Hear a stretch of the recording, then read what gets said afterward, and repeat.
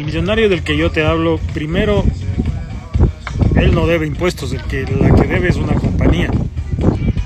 Compañía a la cual le quitaron la hacienda bananera más grande de este país, además de haberle expropiado departamentos, vehículos y otras tantas cosas para poder cobrar ese dinero, 90 millones de dólares. Resulta que lo que les expropiaron vale más que lo que ellos deben. Y resulta que y esto lo dijo Pedro Granja, que fue abogado de, no sé si de la empresa, de alguno de los accionistas, que cuando ellos fueron con el cheque a pagar no les quisieron recibir el cheque. ¿Por qué? Porque evidentemente al gobierno del ratero mayor le convenía mucho más expropiar los bienes. Esa expropiación de bienes, hasta donde yo sé el día de hoy, como fue un fracaso en el cual se pretendió primero pasar la finca a manos de los empleados y luego pasó a manos entiendo que de un grupo empresarial, a través de lo que hacían estos socialistas, ¿no? De que era vender la compañía con crédito de la CFN que nunca se pagaba, con tasas bajísimas a plazos extensísimos. Evidentemente esa plata nunca se recuperó.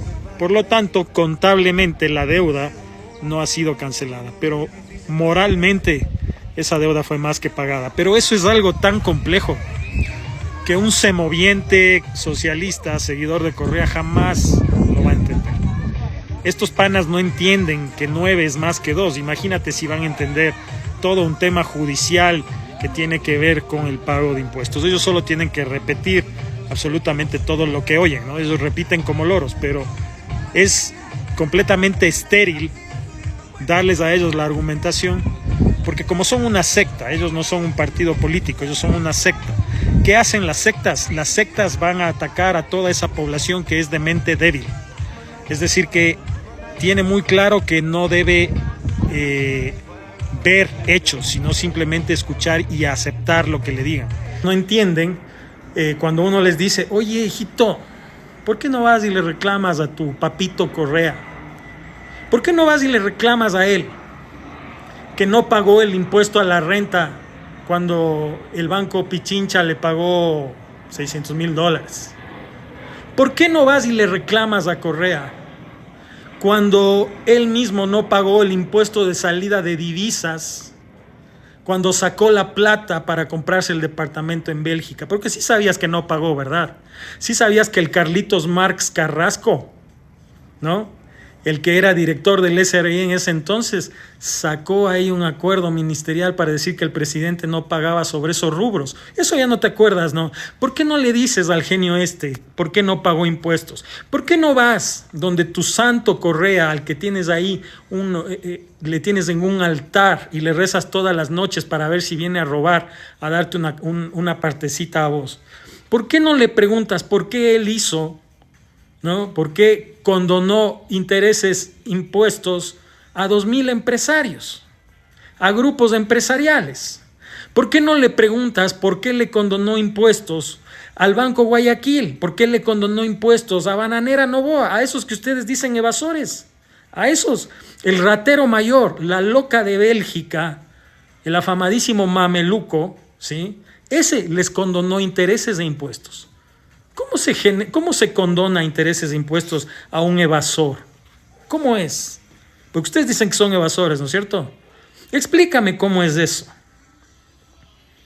Por favor, como a niño de 5 años, explícame, porque no entiendo.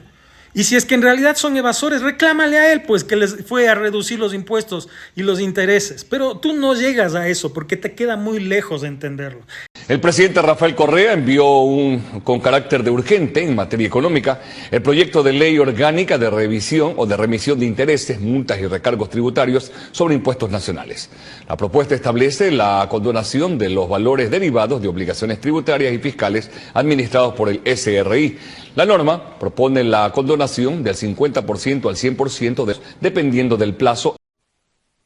Se trata de un bien que consta en todas sus declaraciones patrimoniales. Su casa del norte de Quito. Hoy, gracias a estos documentos públicos, sabemos que Rafael Correa, por una casa que el municipio de Quito actualmente avalúa por más de $400.000, había registrado un pago de menos de 3.000. Ahí hay obviamente una defraudación tributaria. Es que en esos casos se ve la moral, se ve la ética de las personas.